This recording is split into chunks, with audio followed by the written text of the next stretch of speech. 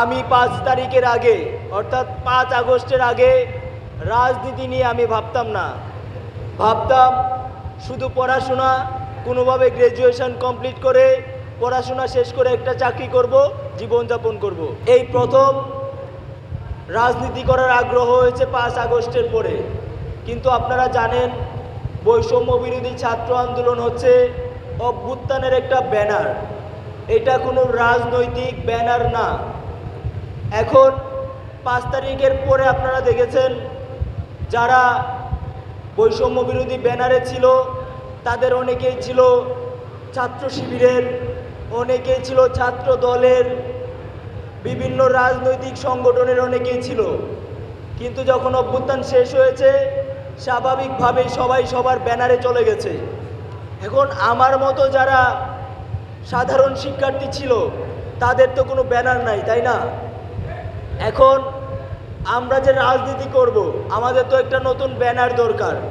তো সেই জায়গা থেকে আমরা বাংলাদেশ গণতান্ত্রিক ছাত্র সংসদ, এটা একটা শিক্ষার্থীদের সংগঠন।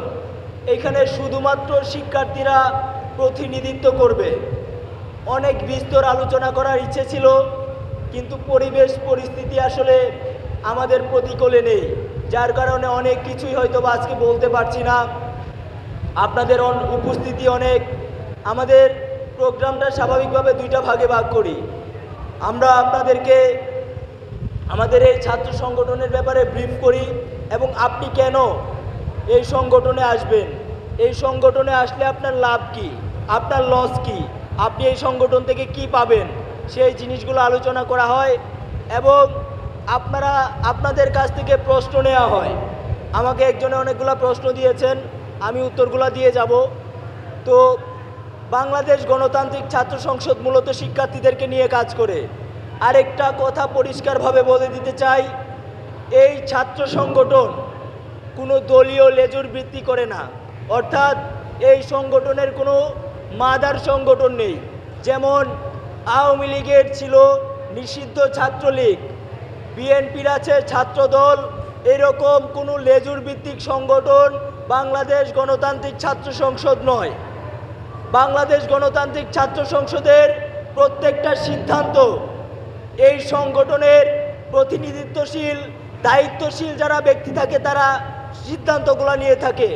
অতএব অনেকের মনে একটা ভ্রান্ত ধারণা আছে এই সংগঠন এনসিপির সাথে যুক্ত কিনা, এই সংগঠনের সিদ্ধান্ত এনসিপি নেয় কিনা। একদম স্পষ্ট কথা, এই সংগঠনের কোনো মাদার সংগঠন নাই।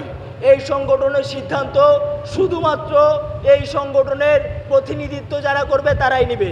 এই সংগঠন কোনোভাবে কোনো রাজনৈতিক দলের সাথে যুক্ত না। কিন্তু যেহেতু বাংলাদেশ গণতান্ত্রিক ছাত্র সংসদ একটি অভ্যুত্থানের মাধ্যমে গড়ে ওঠা ছাত্র সংগঠন এবং আপনারা দেখেছেন এনসিপি সহ বাংলাদেশের 5 আগস্ট পরবর্তী সময়ে অনেকগুলো নতুন সংগঠন রয়েছে। বাংলাদেশের প্রত্যেকটা রাজনৈতিক সংগঠনের সাথে আমাদের সম্পর্ক থাকবে, সেটা হচ্ছে ন্যায্যতার ভিত্তিতে। যেমন যদি কেউ আজকে আওয়ামী লীগের নিষিদ্ধের জন্য আন্দোলন করে, সেটা যদি বিএনপি হয়, সেটা যদি জামাত হয়, সেটা যদি এনসিপি হয়, তাহলে আমরা সেই আন্দোলনে যোগ দিব। কারণ আপনি আমরা সবাই আওয়ামী লীগের নিষিদ্ধ চাই।